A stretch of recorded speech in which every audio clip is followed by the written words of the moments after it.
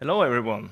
My topic for today is modular websites when the block list isn't an option. About me, my name's David, I'm 25 years old and I traveled here from my home country, Austria. Austria, no kangaroos there, we are the guys with the lederhosen. Huh? So after graduating from upper secondary, technical and vocational college, I served my country for 6 months in the cyber defense unit of the Austrian Armed Forces. And in June 2020, I started working for Cyber Solutions, which I'm doing until today. Since last year, I'm leading one of our development teams, and I'm responsible for the apprentice training in our company. In my free time, I run our small farm at home and play and teach the stereo and accordion, and I'm a passionate hunter. But enough about me, I want to tell you a story. Customer we've been supporting for several years told us that he wanted to relaunch all of his websites, which are about 20 domains, so pretty big thing. The first step, we had to choose which CMS to use, and obviously we chose Umbraco Cloud to be specific. The requirement was to build a website where the customer could assemble his own pages using predefined modules like teaser image, text module, accordion module, whatever. So we thought this was a clear case for the block list. We put a block list on every page, built the modules as element types, and the content creator can choose which module to put on which page. Because there are several content creators and also some external agencies putting content up there, the customer wanted an approval process before something is published. We compared a few tools and add-ons, and we decided to use the Umbraco workflow add-on. The express wish of the customer was to have the approval process on the individual modules and not on the pages. So the content creator don't have to check the whole page if only a single module was adapted. We didn't see a problem about this at first. When my colleague Michael, he should be sitting somewhere in the audience cheering for me, started to configure the approval process, he came to me and said, "David, we have a problem. The workflow add-on can only set a workflow on document types, but not on element types. As you may know, the block list only accepts element types, but no document types as children, so from this point, the block list wasn't an option for us anymore." After some thought, we came up with the idea of simply putting a folder under the page and putting the content, the modules in there, and just render them like they are in the folder. To integrate this process nicely in our Razor view, we decided to build our own tag helper, the content modules renderer, which I want to show you in detail now.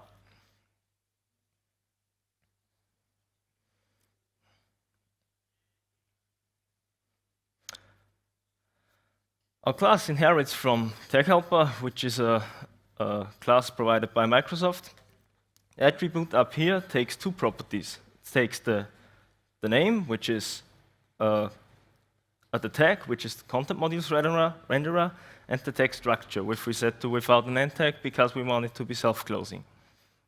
And we have two fields, our Umbraco context accessor, as its name says, to access the Umbraco context, and we use the view component helper to call view components later on. The constructor, we just initialize these two. Then we have two properties, the name, which has to be set. We made this a property so you can choose how to name your folder. We always call it content, but you can name it how you want. And you could also more than one folder to just regulate the use of modules in different areas of your website. So you can have one content folder and a header folder, for example. Second property is the view context, which we also need to call view components later on.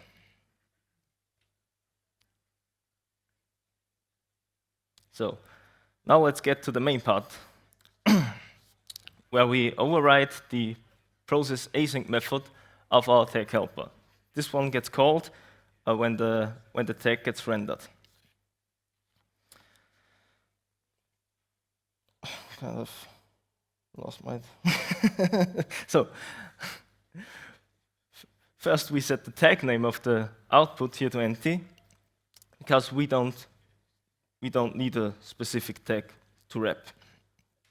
Then we try to get our Umbraco context, and through the Umbraco context, we get our published request, and through the published request, we get the published content, which should be our page. As shown before, the content folder of the page, the content folder should be a child of the page, so we go for the children of the published content.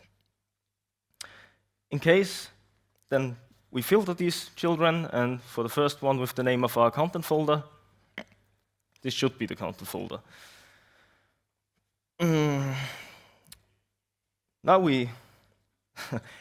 so in case the content folder is null, or there is a content folder, but the content folder has no children, which means no modules, we just return without giving the output the value.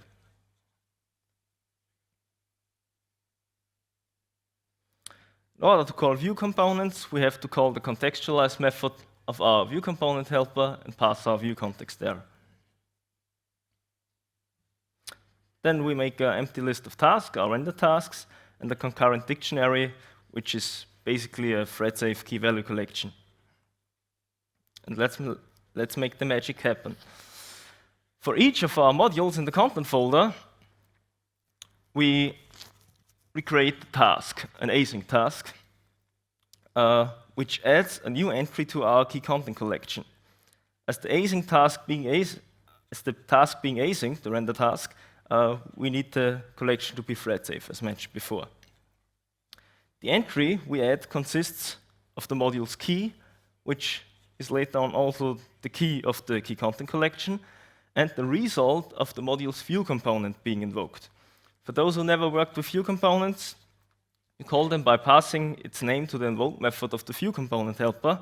So what we did is we named every view component after the alias of its corresponding Umbraco module. I think I don't have to explain what the first child to upper method does. In our case, we also passed the module's key, because we have in the background some kind of repository service pattern to keep the business logic apart from the CMS. But that's up to you. You could also pass the iPublish content here directly. So after creating, so now we are waiting for all of our tasks to be finished.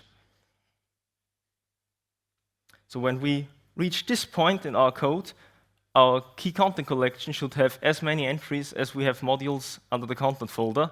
But the tricky thing is, because it's being async, they could be out of order.